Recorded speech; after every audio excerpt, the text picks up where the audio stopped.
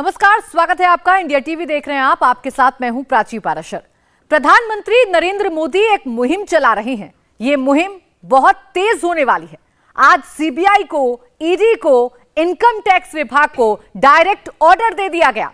नेता कितना भी बड़ा हो, कितना भी पावरफुल हो, मुख्यमंत्री भी क्यों ना हो, छोड़ना मत।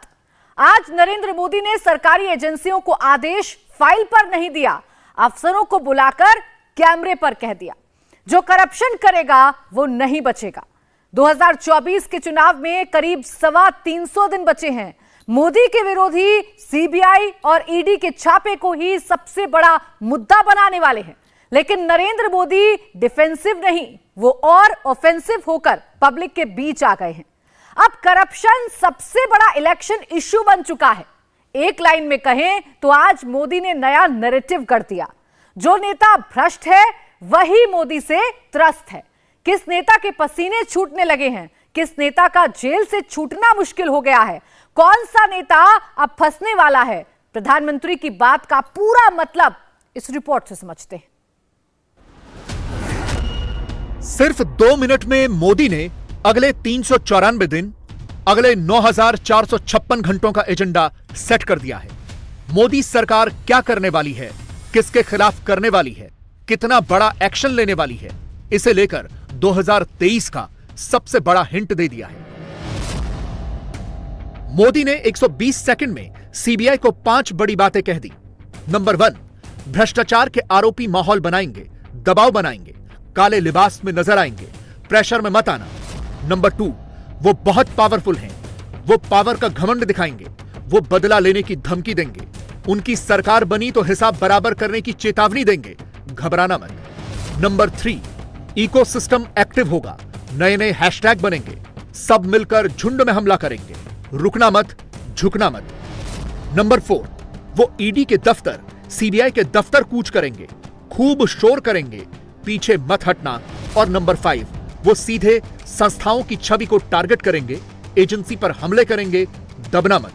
मोदी पीछे खड़े हैं, कोई भी बचना नहीं चाहिए। मैं जानता हूं जिनके खिलाफ एक्शन ले रहे हैं वो बहुत ताकतवर लोग हैं। बरसों बरस तक वो सरकार का, सिस्टम का हिस्सा रहे हैं। संभव है कई जगह किसी राज्य में आज भी विकसित सत्ता का हिस्सा हो। बरसों बरस तक उन्होंने भी एक इकोसिस्टम बनाया है। ये इकोसिस्टम अक्सर उनके काले कारनामों को कवर देने के लिए, आप जैसी संस्थाओं की छवि बिगाड़ने के लिए एक्टिव हो जाता है। एजेंसी पर ही हमला बोल दो, ये लोग आपका ध्यान भटकाते रहेंगे, लेकिन आपको अपने काम पर फोकस रखना है। कोई भी भ्रष्टाचारी बचना नहीं चाहिए। कौन कौन है वो भ्रष्टाचारी? मोदी सरकार किस किस को नहीं छोड़ेगी? 2 नाम जो इस लिस्ट में टॉप पर आते हैं वो हैं राहुल गांधी और अरविंद केजरीवाल। राहुल एक मामले में नहीं, 7 मामलों में अभी जमानत पर हैं। केजरीवाल की सरकार के पूर्व मंत्री भी दिल्ली शराब घोटाले में जेल में हैं। केजरीवाल पर भी भ्रष्टाचार के आरोप लग रहे हैं। एजेंसी एजेंसी एजेंसी, सीबीआई का नाम फिट करके मोदी पर अटैक करना मोदी विरोधियों का पुराना रूटीन है। केजरीवाल की नई पुरानी सारी टाइमलाइन खंगाल लीजिए। कुछ मिले न मिले, सीबीआई परेशान कर रही है वाला टेक्स्ट दिख ही जाएगा। सीबीआई मोदी के इशारों पर ऑपरेट कर रही है। केजरीवाल सालों से यही नैरेटिव देते आए हैं। सिर्फ केजरीवाल ही क्यों, ईडी सीबीआई वाला शोर तो राहुल ने भी मचाया है। मोदी पर एजेंसियों के इस्तेमाल तक का आरोप लगाया है। पोस्टर छपवाकर, प्रेस कॉन्फ्रेंस बुलवाकर बाकायदा धमकाया है कि सोच लेना, हम आ गए तो फिर क्या होगा। मत भूलिए, हम भी कुछ राज्यों में सरकार में हैं, आने भी वाले हैं, 24 भी आ रहा है, मौसम बदलता है। ये सलाह प्रधानमंत्री को भी है और उन अफसरों को भी है जो उनके हाथ में आज खिलौना बने हुए। हमारी शराफत को हमारा गहना मानो, हमारी कमजोरी मत मानो। हम भी कभी आएंगे और जहां हैं वहां भी कुछ दिखा सकते हैं। एक लाइन में कहें तो मोदी विरोधी नेताओं के लिए सीबीआई एक हव्वा है, जबकि मोदी सीबीआई को ब्रांड बताते हैं, सीबीआई को पब्लिक का मोस्ट ट्रस्टेड ऑर्गेनाइजेशन बताते हैं। सीबीआई ने अपने काम से, अपने कौशल से सामान्य जन को एक विश्वास दिया है। आज भी जब किसी को लगता है कि कोई केस असाध्य है, तो आवाज उठती है कि मामला सीबीआई को दे देना चाहिए। लोग आंदोलन करते हैं कि केस उनसे लेकर के सीबीआई को दे दो। न्याय के, इंसाफ के एक ब्रांड के रूप में सीबीआई हर जुबान पर है। सामान्य जन का ऐसा भरोसा जीतना कोई साधारण उपलब्धि नहीं है। सीबीआई का नाम फिट करके मोदी के विरोधी विक्टिम कार्ड खेलते हैं। लोकतंत्र खतरे में पड़ गया, ये तक कहने लगते हैं। जबकि सच यह है कि अलग अलग सर्वे में साफ हो चुका है कि पब्लिक की नजरों में मोस्ट ट्रस्टेड इंस्टीट्यूशन की लिस्ट में टॉप 5 में सीबीआई का नाम ही आता है।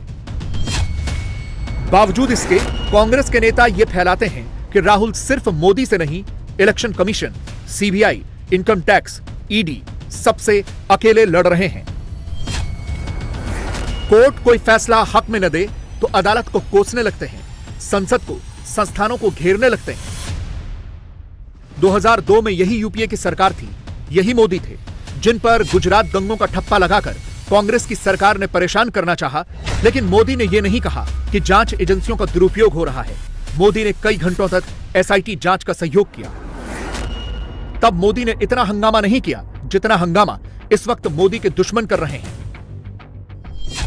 कांग्रेस डरा हुआ तानाशाह वाला टैक्स तो फिट कर रही है, लेकिन भीतर ही भीतर क्यों डर रही है, इसका हिंट मोदी ने ऑन कैमरा दे दिया है।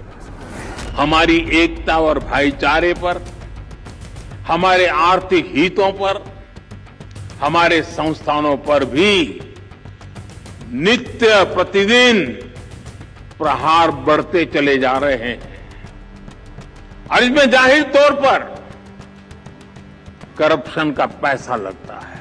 आज देश में करप्शन के खिलाफ कार्रवाई करने के लिए राजनीति की इच्छा शक्ति में कोई कमी नहीं है। आपको कहीं पर भी हिचकने, कहीं रुकने की जरूरत नहीं है। ये देश की इच्छा है, ये देशवासियों की इच्छा है। और मैं आपको भरोसा दिलाता हूं, देश आपके साथ है। मोदी भ्रष्टाचार पर एक्शन की बात करते हैं। भ्रष्टाचार के आरोप में घिरी पार्टी और उसके नेता उसमें सियासी एंगल फिट करके मोदी को ही टारगेट करते हैं। यह वही इकोसिस्टम है जो दिन रात यही टेप बजाता है कि मोदी ने हर संवैधानिक संस्थान को कब्जे में ले लिया। मगर सूरत की एक अदालत जब मानहानि के केस में राहुल को सजा सुनाती है, उनकी सदस्यता जाती है, तो यह इकोसिस्टम न्यायपालिका के फैसले पर ही सवाल खड़े करने लगता है। सारी संस्था जो दबाव में है देश के अंदर, इनकम टैक्स, ईडी, सीबीआई का तो तांडव है देश के अंदर। गुजराती सब जगह जहां उनको इशारा होता है, जहां चुनाव होते पहले ईडी पहुंचते, फिर पहुंचते मोदी जी और अमित शाह जी। तो ये जो चल रहा है, फिर जुडिशरी पे जो दबाव है, चुनाव आयोग पे दबाव है, उसी प्रकार से लोकसभा स्पीकर दबाव रखता है। तो ये जो तमाशे हो रहे देश के अंदर, ये मुल्क किस दिशा में जा रहा है, किस दिशा में जाएगा किसी को नहीं मालूम है। संविधान की धज्जियां उड़ रही है। इसके बाद अदालत पर ही प्रेशर क्रिएट करने के लिए कांग्रेस का पूरा काफिला सूरत के लिए रवाना हो जाता है। फुल वीडियोग्राफी होती है। राहुल एयरपोर्ट पहुंचे, राहुल प्लेन में बैठे, राहुल ने किससे बात की, राहुल का प्लेन सूरत में कब उतरा, मिनट टू मिनट की कोरियोग्राफी होती है। वीडियो जारी होता है। सोशल मीडिया पर टूल किट एक्टिव होता है। राहुल के अराइवल की खबर फैलाई जाती है। राहुल के वेलकम वाली तस्वीर अलग अलग ट्विटर टाइमलाइन पर दिखने लगती है। कांग्रेस शासित 3 राज्यों के चीफ मिनिस्टर भी राहुल के साथ दिखते हैं, यानी कप्तान एक, खिलाड़ी अनेक। सुनवाई से पहले बस में भर भर के कार्यकर्ताओं को इकट्ठा किया जाता है। एक नहीं, कई लोकेशन से बुलाया जाता है। और फिर जैसे ही पुलिस एक्शन लेती है, राहुल के समर्थकों को डिटेन करती है, तो अगले ही सेकंड ट्विटर पर ट्रेंड चलना शुरू होता है कि देखो मोदी डर गया, मोदी ने रास्ता रोक दिया। पहले एक ट्वीट आता है, फिर दूसरा, फिर तीसरा, और इस तरह कायरता और तानाशाह वाला फॉल्स नैरेटिव घुमाया जाता है। जब आपका ट्रायल चला था उस समय क्यों नहीं किया? अब जब आपका कन्विक्शन हो गया तो आप जो अपीलेट कोर्ट को आप डराने के लिए, जुडिशरी को आप धमकाने के लिए ये जो नाटक कर रहे हैं, ये बिल्कुल ठीक नहीं है। मैं इसका खंडन करता हूँ। ये जो ड्रामा कर रहे हैं, ये बेसिकली जो ऊपर के जो अदालत है उसको ऊपर में दबाव डालने के लिए, डराने के लिए ये कांग्रेस का ड्रामा है। इसलिए मैंने कहा कि कांग्रेस पार्टी पूरे के पूरे एक परिवार को देश से ऊपर मानते हैं। उनके लिए कोड, डेमोक्रेसी कुछ नहीं बचा है कांग्रेस के लिए। एक परिवार ही उनके लिए सब कुछ है। यानी स्क्रिप्ट तो अदालत में अपील वाली होती है, लेकिन कहानी मोदी के बहाने कोर्ट को घेरने की ही बनती है। कोर्ट पर प्रेशर बनाने के लिए ही शक्ति प्रदर्शन होता है। बस में कैमरा लगाकर, वीडियो फैलाकर, अलग अलग नेताओं को कैमरे पर बुलाकर तय प्लान के तहत बातें रिपीट करवाई जाती हैं। राहुल से प्यार है इसलिए आए हैं, ये कहलवाया जाता है। भाजपा को जो है, जैसे उनको ख्वाब में भी जो है छिछड़े ही नजर आते हैं, और उनको कांग्रेस की हर बात में ये लोगों का अपना प्यार है। हम लोगों को कोई लाया थोड़ी, हम अपने प्यार से यहाँ आए, अपने नेता के साथ आए। तो इसका मतलब ये हुआ कि भाजपा जुडिशरी का अपमान कर रही है। क्या जुडिशरी प्रेशर से चलती है? तब तो प्रेशर बनाने में मोदी जी और अमित शाह जी से अव्वल कोई है नहीं। तो ये जो है कहते हैं ना कि जिसको जॉन्डिस यानी कि पीलिया होता है उसको साफ पीला दिखता है, तो ये भाजपा का चाल चलन और चरित्र। आज राहुल गांधी जी को सूरत में आकर कोरियोग्राफी का लेवल ये कि जब राहुल सूरत के लिए प्लेन में होते हैं तभी भी वीडियो बनते हैं, और जब राहुल सूरत से दिल्ली के लिए निकलते हैं तब भी वीडियो मैसेज मोबाइल पहुंचते हैं। राहुल खुद भी सूरत से दिल्ली लैंड करने से पहले ट्वीट करते हैं। अपने ट्वीट में यह नहीं बताते कि उनकी केस रद्द करने की अर्जी पर 3 मई को सुनवाई की तारीख तय हुई है, यानी 3 मई तक वो संसद नहीं जा सकते। बस ये कहानी सुनाने लग जाते हैं कि वो तो लोकतंत्र बचाने की लड़ाई लड़ रहे हैं। सत्य ही उनका अस्त्र है, और राहुल के लिखते ही पीछे से प्रियंका भी उन्हें टैग करके राहुल को सूरमा डिक्लेयर कर देती है। यानी मुद्दा कुछ और है और कोर्ट में सुनवाई किसी और चीज को लेकर चल रही है। लेकिन कहा क्या जा रहा है कि लोकतंत्र खतरे में है, मुद्दे की बात तो राहुल कर ही नहीं रहे। छोटे सरकार अपने तमाम झंडा बरदारों के साथ इतना बड़ा लश्करे जर्रार लेकर क्या करने गए थे? आप अपने अहंकार का प्रदर्शन करने गए थे कि जो पिछड़े वर्ग के अपमान के बाद भी आप दिखाना चाहते हैं कि हमारे अंदर इतनी ठसक है, या आप न्यायालय को दबाव में लेने गए थे, या जांच एजेंसियों को जो धमकाने की आपकी प्रवृत्ति है वह करने गए थे? इसलिए हमारे मन में यह सवाल भी उठता है और यह कष्ट भी है कि इतने संवेदनशील मुद्दे के ऊपर ये अकारण इतनी शान व शौकत और इतना जलवाए जलाल दिखाने की ज़रूरत नहीं थी। मैं कांग्रेस पार्टी को नसीहत देना चाहता हूं कि सहजता से, समर्पण से, लघुता से सब प्राप्त होता है, और ज़्यादा अपने को बड़े दिखाने से कुछ प्राप्त नहीं होता है। एक रहीमदास जी का पंक्ति है कि लघुता से प्रभुता मिले और प्रभुता से प्रभु दूर, और चींटी ले शक्कर चली हाथी के सर धूर। बीजेपी का आरोप है कि सूरत में राहुल पूरे गाजे बाजे के साथ अदालत पर दबाव बनाने पहुंचे। मगर उसी दिन देश की एजेंसी पर एक दूसरा दबाव दिल्ली से भी बनाया जा रहा था। पोस्टर मनीष सिसोदिया वाले थे, कार्यकर्ता आम आदमी पार्टी के थे और निशाना मोदी थे। शराब घोटाले में मनीष सिसोदिया की न्यायिक हिरासत 17 अप्रैल तक बढ़ा दी गई है। केजरीवाल की मुसीबत बढ़ती जा रही है। सीबीआई फुल फोर्स में काम कर रही है। और नोट करने वाली बात यह है कि जिस दिन प्रधानमंत्री सीबीआई को बिना डरे, बिना झुके काम करने की सलाह दे रहे थे, उस दिन आम आदमी पार्टी के नेता सीबीआई वाला टेप ऑन किए ही बैठे थे। सीबीआई तो मोदी की जेब में है, ऐसी झूठे स्क्रिप्ट फिट कर रहे थे। सीबीआई ने किस पे कार्रवाई की? फर्जी मामले बनाकर भारतीय जनता पार्टी के इशारे पर सरकारों को गिराने, डराने, धमकाने और पकड़ पकड़ के जेल में डालने की कार्रवाई सीबीआई ने की, जो दिल्ली में हमें देखने को मिल रहा है और बाकी दूसरे राज्यों में देखने को मिल रहा है। तो इसलिए मैं समझता हूं कि प्रधानमंत्री जी ने सीबीआई के बारे में जो तारीफ के पुल बांधे हैं, दरअसल प्रधानमंत्री जी उसी प्रकार से सीबीआई का इस्तेमाल कर रहे हैं जो सुप्रीम कोर्ट ने टिप्पणी की थी कि सीबीआई सरकार का तोता है। उसी तोते को अपने इशारे पर नचाने का काम भारत के प्रधानमंत्री आदरणीय नरेंद्र मोदी जी कर रहे हैं। बात बहुत ही सिंपल सी है। जैसे जैसे शराब घोटाले के केस में सीबीआई का शिकंजा कसेगा, केजरीवाल फंसेंगे। आपका इकोसिस्टम उतनी तेजी से सीबीआई का नाम ले लेकर मोदी को टारगेट करेगा और इसकी एक वजह खुद मोदी ने ही बताई है। मुख्य रूप से सीबीआई की जिम्मेदारी भ्रष्टाचार से देश को मुक्त करने की है। भ्रष्टाचार कोई सामान्य अपराध नहीं होता।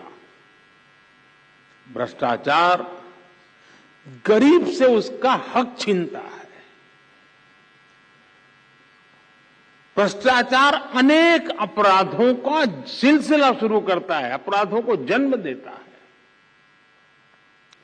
भ्रष्टाचार लोकतंत्र और न्याय के रास्ते में सबसे बड़ा रोड़ा होता है।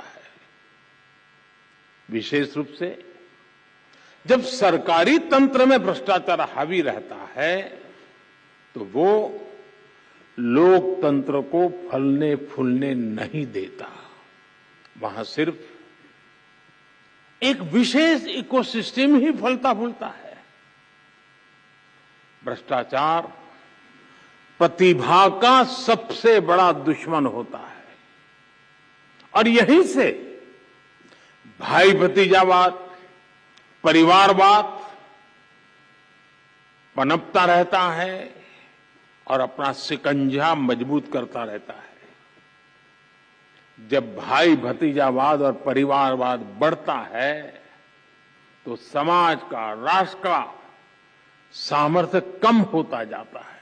गुलामी के कालखंड से करप्शन की एक लेगेसी हमें मिली है, लेकिन दुख इस बात का है कि आजादी के बाद के अनेकों दशकों तक इस लेगेसी को हटाने के बजाय किसी न किसी रूप में कुछ लोग उसको सशक्त करते गए।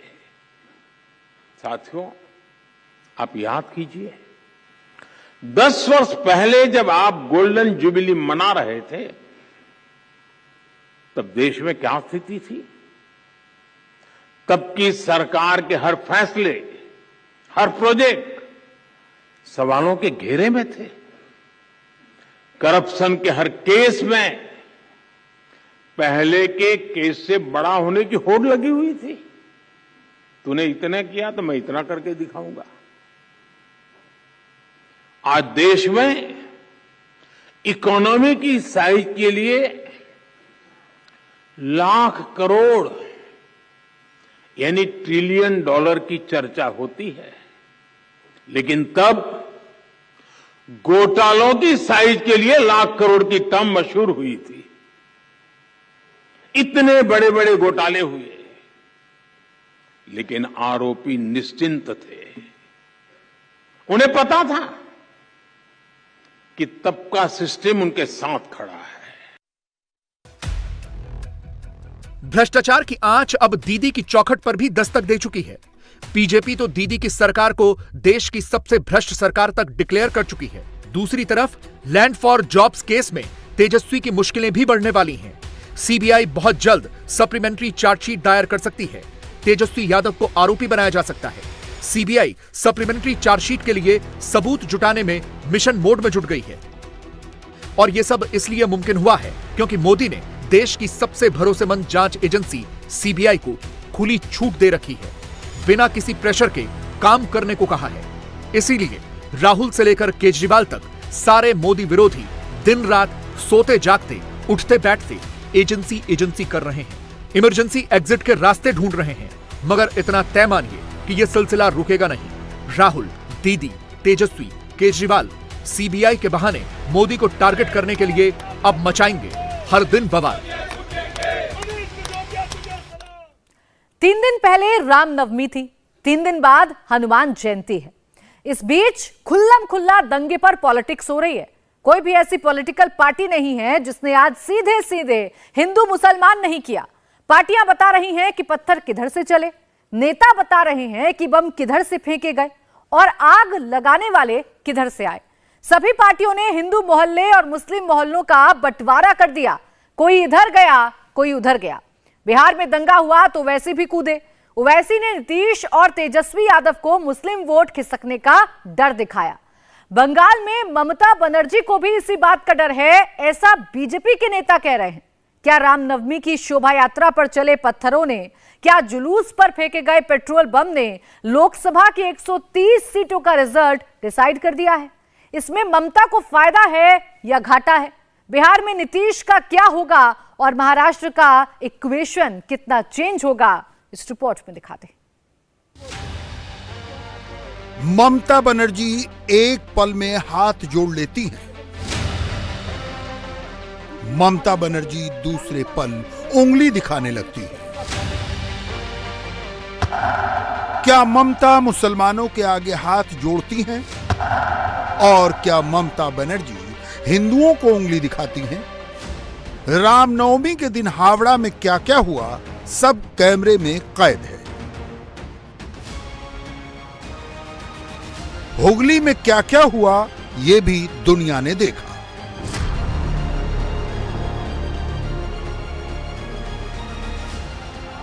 रामनवमी का जुलूस लेकर हिंदू जैसे ही मुस्लिम मोहल्ले में पहुंचते हैं, सामने से पत्थर चलने लगते हैं।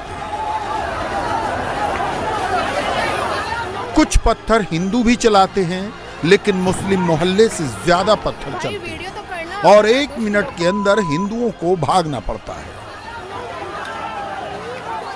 हुगली के रिसड़ा में हिंसक भीड़ ने गाड़ियों को फूंक दिया, एटीएम तोड़ दिए और दुकानों को आग लगा दी। दंगाई कौन है, ये पहचानना मुश्किल नहीं है।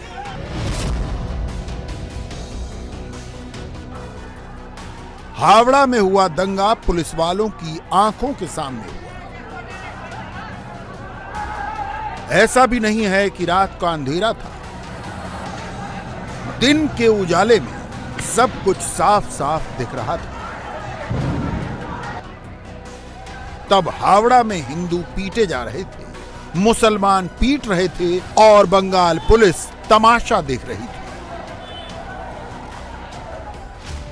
दंगों के बारे में ममता ने क्या कहा, यह भी रिकॉर्ड में दर्ज है।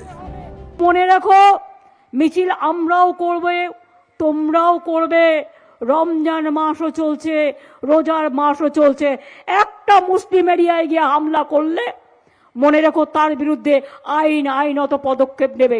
মিছিল মিটিং করার তোমার অধিকার আছে, দাঙ্গা করার অধিকার নেই।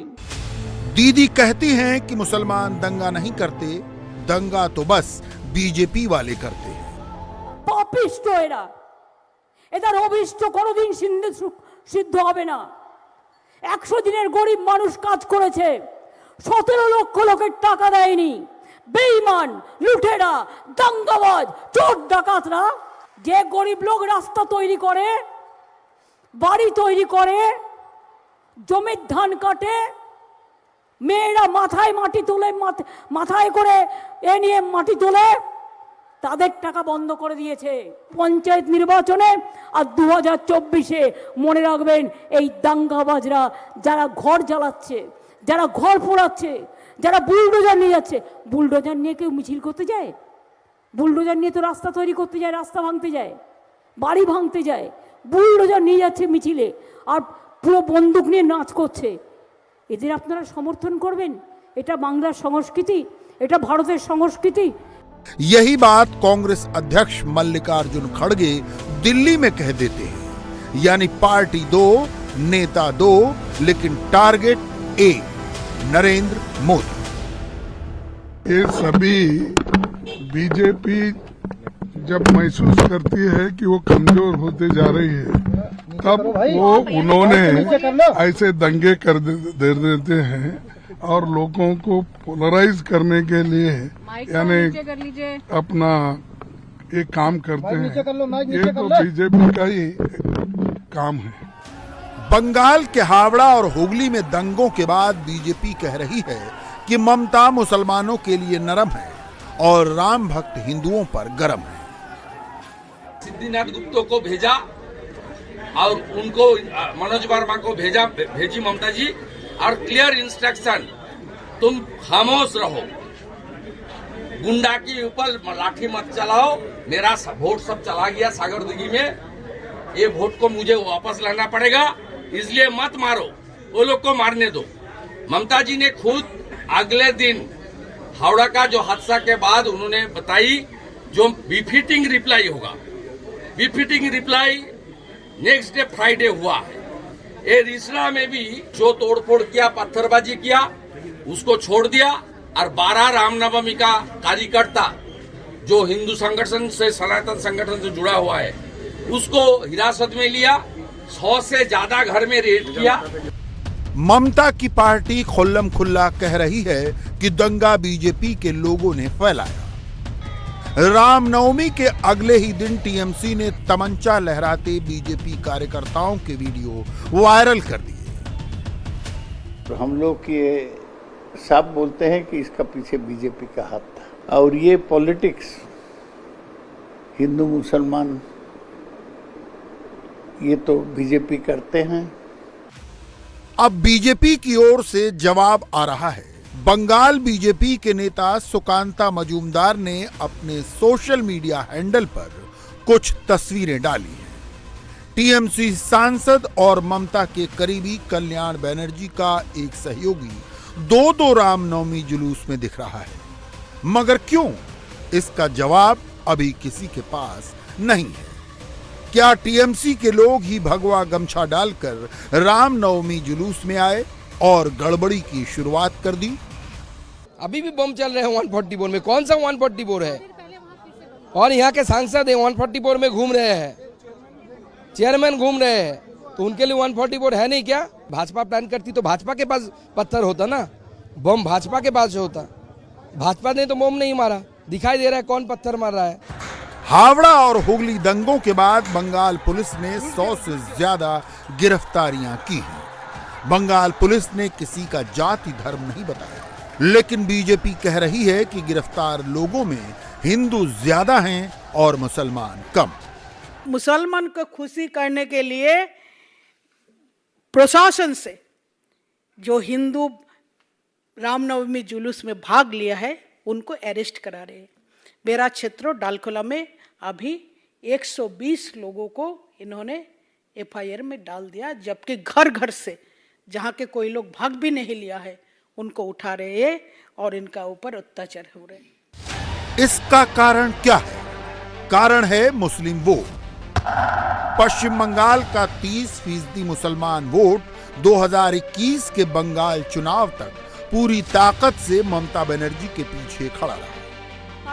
ममता की पार्टी अक्सर कहती है कि उनकी गिनती 30% से आगे शुरू होती है, यानी 30% ममता के लिए फिक्स डिपॉजिट है। मगर मुर्शिदाबाद से सागर दीघी उपचुनाव में ममता का यह फिक्स डिपॉजिट टूट गया और कांग्रेस लेफ्ट का कैंडिडेट जीत गया। ममता की पार्टी 24 में बंगाल की 42 में से 40 सीटें जीतकर प्रधानमंत्री की कुर्सी पर अपना दावा ठोंकना चाहती है। इसके लिए जरूरी है मुस्लिम वोट। अगर मुस्लिम वोट टूट गया तो ममता का 24 वाला सपना टूट जाएगा। क्या हावड़ा और हुगली का दंगा दीदी की महत्वाकांक्षा का नतीजा है? बीजेपी इसी ओर इशारे करती है। हिंदुओं के ऊपर रामनवमी के शोभा यात्रा के ऊपर मुस्लिम लोगों का जो अटैक, इसमें हम लोग के पास एकदम सामने जो आते हैं कि एपिसमेंट का पॉलिटिक्स ममता बनर्जी कर रहे हैं। सामने पंचायत इलेक्शन है, लोकसभा इलेक्शन है, उसका वोट मुस्लिम वोट डिवाइड हो गया। मुस्लिम वोट को एक साथ के लिए पूरा प्री प्लान्ड है और धरना मंच से उन्होंने जैसा कहा था कि रमजान महीनों में जो ये संप्रदाय का लोग कुछ बुरा काम नहीं करते हैं। उन्होंने खुद ही, इन्वेस्टिगेशन अभी चल रहा है, लेकिन खुद ही उन्होंने एक 30% का ऊपर हाथ डाल दिया। दीदी कहा 30% के साथ, ये बीजेपी कहती है। आंकड़े क्या कहते हैं? 2021 के बंगाल चुनाव में ममता बनर्जी की पार्टी को 48% वोट मिले, नरेंद्र मोदी की पार्टी को 38% वोट मिले। 30% और 70% का फॉर्मूला लगाकर देखें तो ममता बनर्जी की पार्टी को मिले 48% वोट में से 30% मुस्लिम वोट थे और 18% हिंदू वोट, जबकि बीजेपी को मिले 38% वोट में से लगभग सारे वोटर हिंदू थे। बीजेपी को अपना हिंदू वोट बढ़ाना है, इसलिए वो हिंदू हिंदू कर रही है। ममता को मुस्लिम वोट बचाना है, इसलिए वो मुसलमानों को क्लीन चिट दे रही है। बिहार के नालंदा में दंगा भड़का तो दंगाइयों ने प्रमिला कॉम्प्लेक्स को आग के हवाले कर दिया। यहां रामनवमी का कोई जुलूस नहीं निकल रहा, कोई दूसरा पक्ष सामने भी नहीं था, लेकिन टोपी वाले, पाजामा वाले, दाढ़ी वाले और चेहरे पर रूमाल बांधने वाले कुछ लोग आग लेकर आते हैं और पूरे कॉम्प्लेक्स को जलाकर खाक कर देते हैं। इस वक्त हम नालंदा जिले के बिहार शरीफ के प्रमिला कॉम्प्लेक्स के बाहर मौजूद हैं और यहां पर आपको तस्वीरें दिखाएं कि जो दंगाई हैं उन्होंने यहां पर प्रमिला कॉम्प्लेक्स में बनी जो दुकानें थी, जो गोडाउन बने हुए थे, उनमें आग लगा दी थी, उन्हें आग के हवाले कर दिया था, जिसके चलते लोगों का लाखों रुपए का नुकसान हुआ है। बात कर लेते हैं, क्या नाम है आपका? मेरा नाम वीरेंद्र प्रसाद हुआ। वीरेंद्र जी बताइए, कैसे आपके यहाँ पे क्या दुकान है? गोडाउन? हमारा किताब का दुकान यहाँ पर है। हाँ। और हमारे साथी यहाँ अनूप जी है, उनका भी दुकान है। हम लोग का मुस्लिम लोग 31 तारीख को जो निकला था रामनवमी का जुलूस शोभा यात्रा, उसके बाद जो भगदड़ हुआ उसके बाद हम लोग का आग लगा दिया है। हाँ। नालंदा बिहार के मुख्यमंत्री नीतीश कुमार का अपना क्षेत्र है। पूरा इलाका कुर्मी बहुल है और यहाँ यादव भी अच्छी खासी तादाद में है। नालंदा में दंगा होने से नीतीश कुमार को पर्सनल लॉस है। दंगे से मुसलमान, यादव और कुर्मी समीकरण पर टिके महागठबंधन को भी नुकसान ही नुकसान है। नालंदा में गिरफ्तार किए गए लोगों की लिस्ट से नीतीश सरकार की मंशा साफ हो जाती है। हमारे पास 78 लोगों की लिस्ट है। इनमें 26 मुसलमान हैं, 52 हिंदू हैं, यानी हर 3 गिरफ्तारियों में से 2 हिंदू अरेस्ट हुए और 1 मुसलमान गिरफ्तार हुआ। बिहार के मुख्यमंत्री नीतीश कुमार ने पटना में इफ्तार पार्टी की। जानबूझकर यहां लाल किले वाला बैकग्राउंड लगाया गया। नीतीश पटना से दिल्ली वाली फ्लाइट पकड़ना चाहते हैं। इसमें बिहार के 17% मुस्लिम वोट उनको सबसे अहम लगते हैं। सीएम की इफ्तार पार्टी में डिप्टी सीएम तो नहीं दिखे, मगर तेजस्वी यादव ने बिहार दंगे पर वही लाइन ली है जो बंगाल में ममता बनर्जी ने ली है और दिल्ली में मल्लिकार्जुन खड़गे ने ली है। तेजस्वी कहते हैं कि ये सद्भाव बिगाड़ने की संघी कोशिश है। बीजेपी कमजोर है, इसलिए बौखलाई हुई है और एक एक उपद्रवी को चिन्हित कर कठोरतम कार्रवाई की जा रही है। ममता के बंगाल में लेफ्ट चुप है, बिहार में वो भी वोकल है। वही पूरे बिहार के अंदर घूम घूम करके ये बात बताते हैं कि सरकार पोषित दंगा हो रहा है। जी नहीं, बिहार को जलाने की कोशिश आरएसएस के लोग कर रहे हैं। बीजेपी इस बार ढीली नहीं पड़ी है। 11 महीने बाद 24 का इलेक्शन है। होम मिनिस्टर अमित शाह बिहार में बीजेपी की सरकार बनने पर दंगाइयों को उल्टा लटकाकर सीधा करने वाली बात बोल चुके हैं। इससे बिहार प्रदेश बीजेपी नेताओं का हौसला बढ़ा हुआ है। रामनवमी के शोभा यात्रा पर पत्थर बरसता है, रोकने का प्रयास करता है, हिंदुओं को अपमानित करने का बात करता है। ये अल्पसंख्यक समाज के लोगों के तुष्टीकरण की राजनीति में, वोट की राजनीति में ये बिहार को आतंकवादियों का घर बनाया जा रहा है। बिहार विधानसभा के भीतर जितनी गर्मी है, बाहर उससे ज्यादा तनाव है। पत्थर क्यों बरसा? ये सरकार तुष्टीकरण की राजनीति में जो पत्थर बरसाने वाले हैं उस पर कार्रवाई नहीं करके, ये बहुसंख्यक हिंदुओं पर कार्रवाई करके उसे डराना चाहती है। सासाराम के मोची टोला में बम फटा। यहाँ के एक 2 मंजिला मकान की दीवार पर बम ब्लास्ट के निशान साफ मौजूद हैं। लेकिन बिहार पुलिस कहती है ये बम नहीं, पटाखा था। मोची टोला में मिक्स आबादी है। यहाँ हिंदू भी हैं और मुसलमान भी हैं। हमने मोची टोला में उस व्यक्ति को तलाशा जिसके घर की दीवार पर धमाका हुआ। हमने उनके पड़ोसियों से भी बात की। हमारा ही घर है। अच्छा, कितना बड़ा धमाका था? बहुत तेज धमाका था। आवाज हम लोग सुने, अब धमाका उसको तो देखे नहीं है। हाँ, धमाका बहुत काफी तेज था। कितने बजे की बात है ये? 4:52 पर। अच्छा, 4:52। आप परिवार के साथ सो रहे होंगे उस वक्त? हाँ, उस वक्त तो हम लोग जगे हुए थे। शहरी का टाइम था। शहरी के लिए आदमी जगा हुआ था, नमाज पढ़ने के लिए आदमी जा रहा था। हाँ, उस वक्त जगी हुई था। आपका क्या नाम है? संजय कुमार साहू। यहीं रहते हैं? यही घर है मेरा। अच्छा, सामने वाला घर है। सामने। तो ये बताइए कि क्या देखा आपने और क्या सुना? हमने सोए थे, आवाज सुने तो वो आए, बलरेज खोल कर देखें तो धुआं हो रहा था। तो प्रशासन भी उधर से आ गए थे। यही देखने के बाद उधर ऊपर वाला दिखाई नहीं दे रहा था, काला वाला, नीचे वाला दिखाई दे रहा। तो इंडिया टीवी हर वक्त हर जगह डाउनलोड करने के लिए सर्च करें India TV news Google play store या ऐप स्टोर पर।